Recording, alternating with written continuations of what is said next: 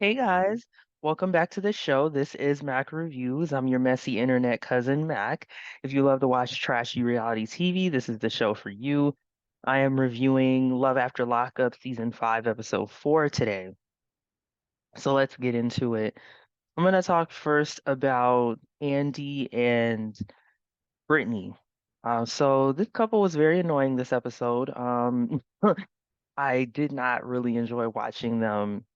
So, okay, Brittany is complaining about Andy not supporting her and wanting to spend time with her daughter. They're having a disagreement because he wants to leave to go back to his house, uh, and she doesn't want to because she wants to wait for her daughter to calm down and be willing to spend time with her. And she's saying that he's not supporting her in that, and she's always going to put her kids first before a man. And he's just making it really clear that she's not interested in Andy, that she doesn't want him. She already got what she wanted from him. He gave her money, he gave her clothes, he gave her a phone. Um, she got everything that she wanted, and she doesn't want to deal with him anymore, which is fine.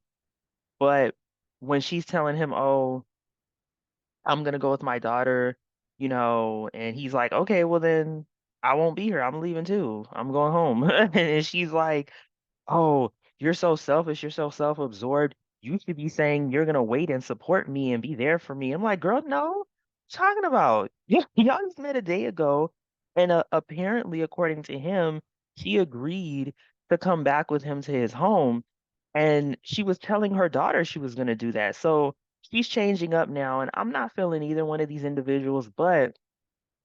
It's fine if she's saying she doesn't want to deal with him anymore, because I don't think she really wanted to deal with him at all in the first place. I think she was just taking advantage of this man, and he fell for it. I mean, he's no victim. But if he's saying, "Okay, if you want to drop me, then I'm leaving," and for her to still try to manipulate him into still staying is ridiculous.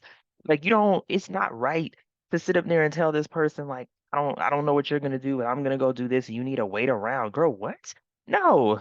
If you don't want to deal with him and you're not gonna go back with him to his home, then he should leave with him and his son. Like, and this guy, I don't know, he's making it really clear that she doesn't want him. He's trying to hug up on her, she said the previous night, and she wasn't responding to that. That should be obvious that she's not attracted to you physically. Now she's insulting him and telling him that he's not a good father and he's a deadbeat, which is probably true, but she's a hypocrite because so is she. She's a deadbeat mom. Like, what are you talking about? You're not better than him. You literally just got out of jail. You haven't been there for your kids for years. Like you said yourself that you put yourself and your addiction before your kids. You can't talk. Girl, look in the mirror. Anyways, both of these people seem like awful absentee parents. And I just found it really annoying that he was sitting up there making it clear that she doesn't want this man, that she doesn't want to deal with him, yet she still wanted to take advantage of him at the same time. It was ridiculous. So he needs to leave. I mean, yeah, I couldn't believe that he went in the room with his son and told his son that she left with her daughter. And when the son said, "Okay, so what are we gonna do?" He said, "I don't know."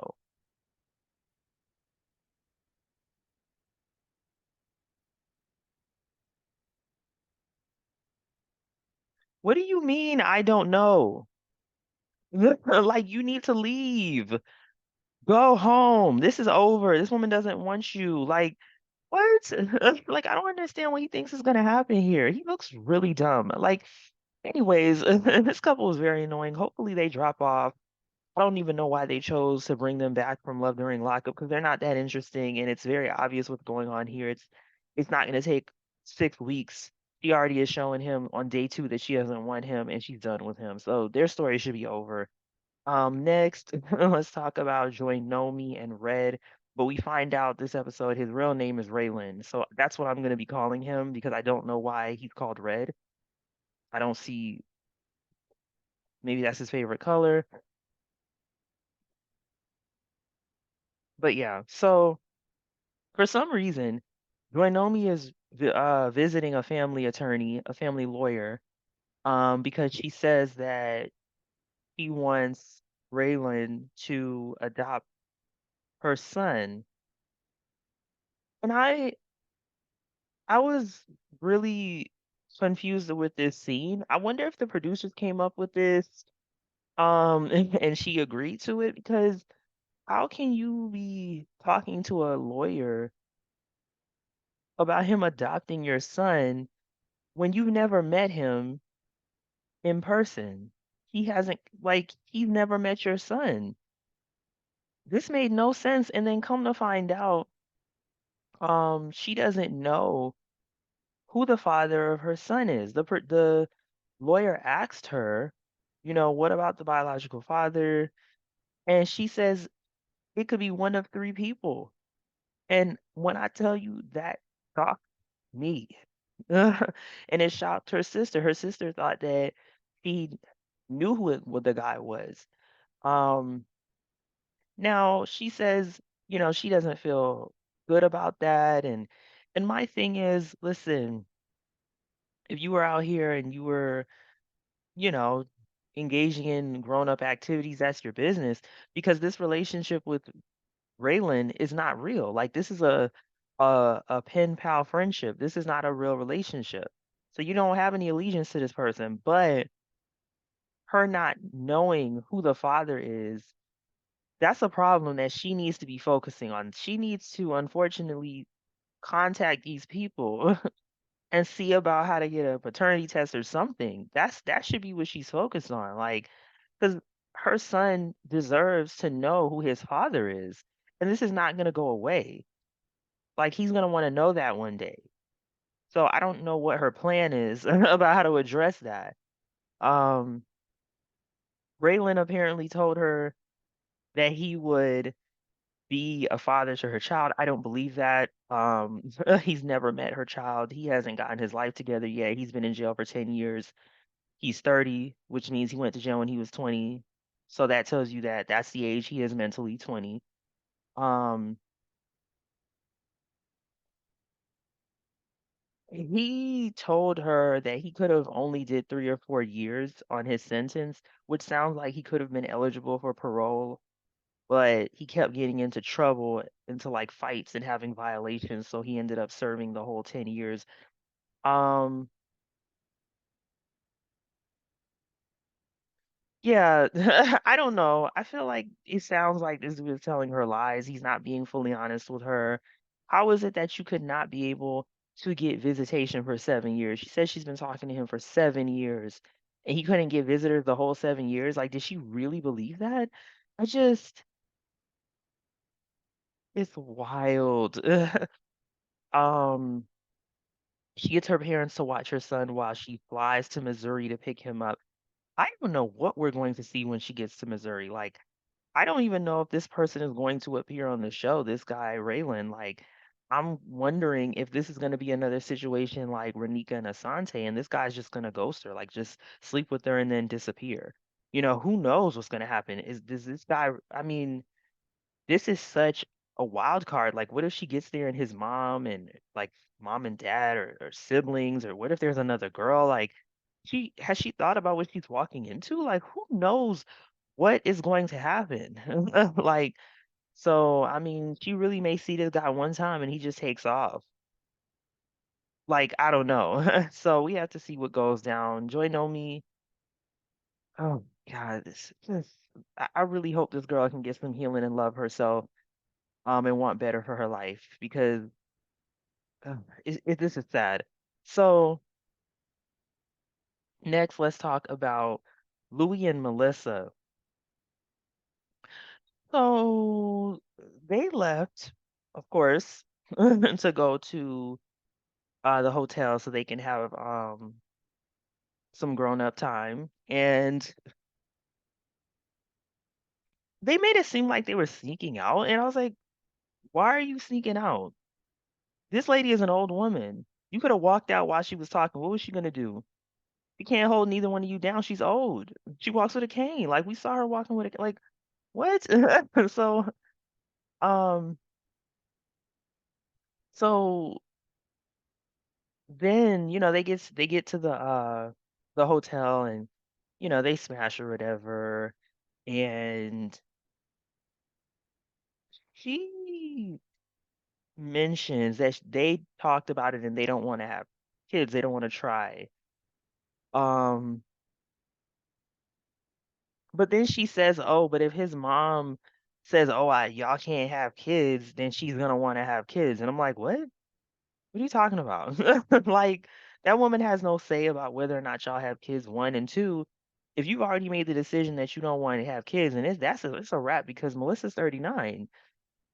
So in order for her to try to conceive, it would take some money. And I mean, anyways, I don't even know that's not she should have used I hopefully she used a condom with that man and they had that conversation and it sounded like she didn't want him to use a condom and I was like, "Excuse me, ma'am, did you get him an STD test?"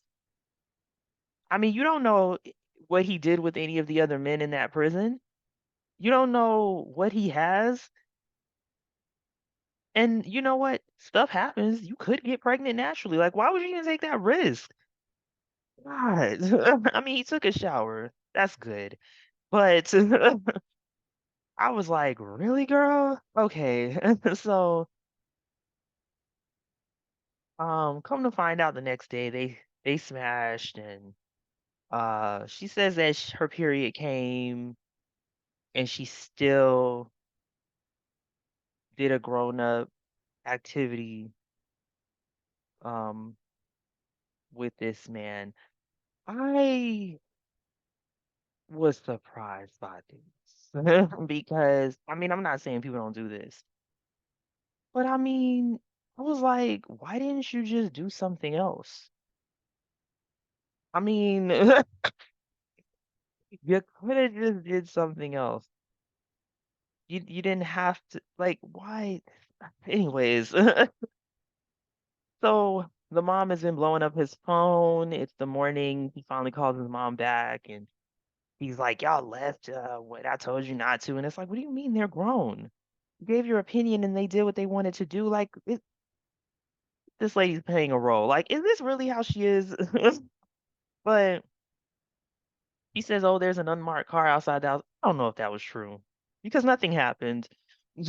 So, um, she then says, asks him about going to his probation officer. Apparently, he has 48 hours after he gets out of jail to get to the probation officer. So he says he's gonna get ready and Melissa's gonna take him. She's like, "What if they ask to speak to your mother?" And I was like, "Ma'am, are you serious?" I don't know if the producers told her to say that or if she was for real because we have never, I've been watching this show since season one, 2017. Not once has anybody's parents ever accompanied them to their probation officer meeting or asked to go. Like it was that was weird. And then he was like, "I don't think they care about you, mom." He didn't say I don't think, he's like he knows they don't. So then Melissa takes him to the probation officer and she's concerned about him getting to come to New Jersey because she is worried that if he stays there, he's gonna start, sleeping with other women. So when they get there, Melissa is waiting for him while he goes into the meeting with his PO, and Donna comes over there out of nowhere in a muumuu with a spoon, and I'm like, "What? This woman look crazy. She's screaming, she's yelling." And again, I'm just like, "This can't be real. This cannot be real." Like, what? This lady has to be acting. The reason I say that is because there was recently an interview on a YouTube channel named Kiki and Kibitz. Go check it out. They interviewed someone who was on season one, and she revealed that there were several scenes where the producers were telling them what to say and kind of setting them up. Like she had a scene where she was talking to her dad and they were walking in a park. And apparently she said that the way the show set it up was they wanted us to believe that her dad didn't like her boyfriend, who this was if you watch season one, then you'll remember John and Garrett. Come to find out, she said her dad had no problem with Garrett. That was one. And then two, they wanted the dad to act like he was mad that she was gonna possibly marry him and continue to deal with him. And he really had no problem with it. And they walked around this park several times and the producers kept pushing the dad and saying, "Can you act like you're mad?" And he finally, because he was annoyed that they kept asking him, he pretended like he was mad.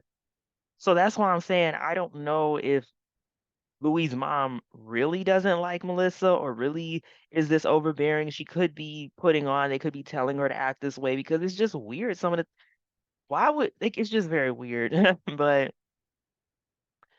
so then he comes out and he tells them, and he's like, "What are you doing here? What are you wearing?"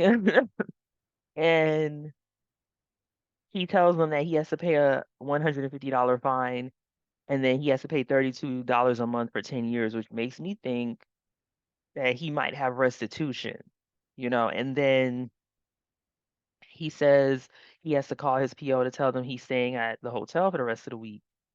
And I was like, oh, okay. Mama didn't react to that. Or I guess we'll see her react to it next week. And then um he says he asked them about moving to New Jersey and that they left us on a cliffhanger with that. So I'm looking forward to seeing what whether or not he can move to New Jersey or when he can move. His probation is 10 years. So I don't know. But okay, so next let's talk about Chelsea and Mikey. Chelsea and Mikey, they were so heartwarming. I'm not used to this on this show. We rarely ever have, sweet couples like this. So um she's taking him to his sister's house. Well, it's his mom's house, but I guess the sisters lived there, or maybe the mom lived his family house, let's say that. His family home. So while they're on the way, we're seeing him in the confessional, and Mikey's saying that he wants to stay out of trouble, he wants to get a job, he wants to settle down. I kind of want to call him Mike. I feel like Mikey is a nickname for a little boy, like a boy who's 13 and under. He's a grown man. So I'm gonna call him Mike. So her son calls on FaceTime or a video call, and he's just checking up on her to see if she's okay. And then he just says hi to Mikey, and it was fine. I didn't have a problem with that. I thought it was nice. He just said, "Hey, how you doing?" He said he likes his haircut, and that was it. So then she was saying how she felt a little insecure because he heard her voice, and she said she only really tries to speak around her dad and her kids because she feels insecure about it. And we did hear her voice a little bit last season. And I was saying, like, I hope she doesn't feel pressured to like try to like make sounds when she's around him because he's pretty good with his sign language. Like I really like that he learned sign language to communicate with her. Like they're having conversations and he's understanding her and she's understanding him. So it's like you don't have to try to make sounds. Like he understands what you're saying. Like, and it feels like bottom of the barrel, but I'm really glad that he took that time to learn because we watch that like 90 Day Fiance, and you got several people on there who don't speak the person's language, and it's ridiculous. And they're relying on the translation apps on their phone. It's so stupid. So big ups to him for making that effort. And also Sheila on 90 Day Fiance, she wasn't like fully fluent, but she did a pretty good job making an effort to communicate with him, with David.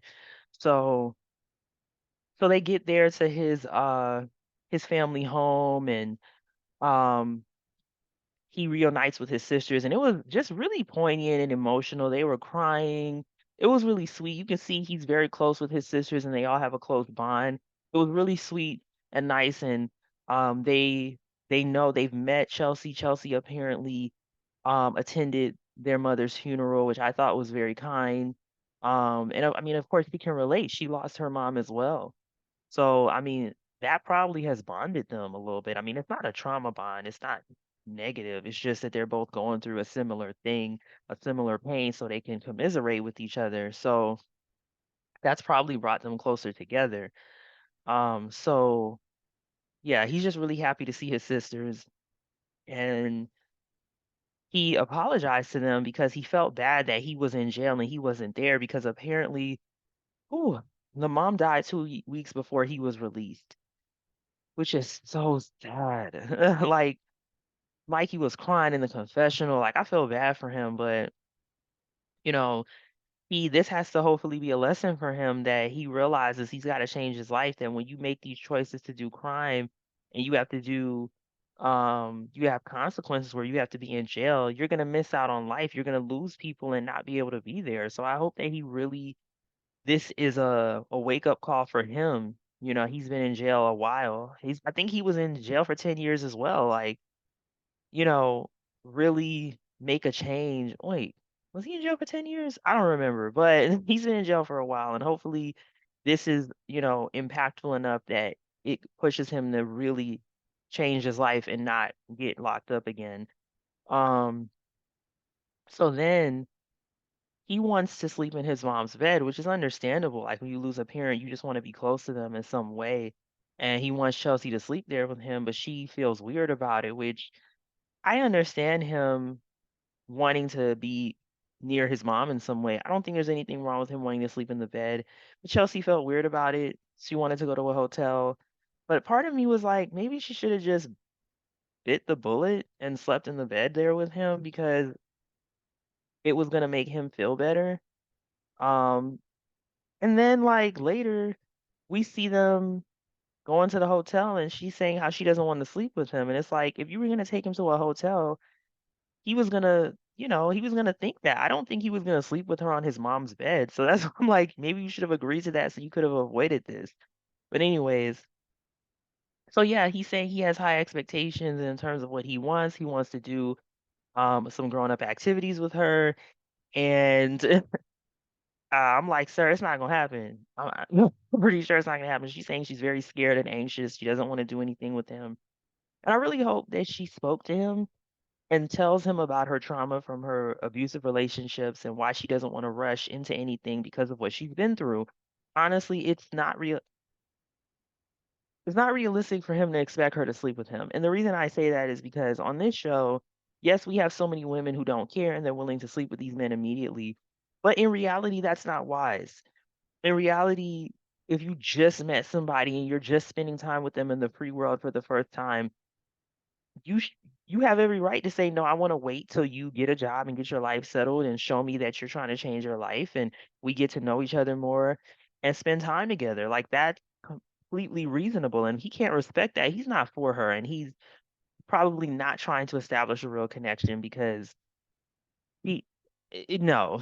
So, hopefully she talks to him and well, talks. She communicates with him and lets him know what's going on with her to see if he can respect that or not. Um, so yeah, she needs to tell him how she feels. So next, let's talk about Anthony and Sheree. I believe that's the last couple. Yeah, so Anthony gets out. Him and Sheree, they see each other and they're excited to see each other. Something I noticed, which people might think is little, but it's not. Um, when they were kissing, one of the parts when the camera was on them, his eyes were open. It reminds me of that older song by Bruno Mars. Your eyes were open. Why were they open? Gave you all I had and it's hard to I catch a grenade for you. Yeah, why was his eyes open? Why were his eyes open? I noticed that and I was a little creeped out. But so she offers him some food that his mom cooked for him. And he says he doesn't want it. He was like, I don't want no parts of that.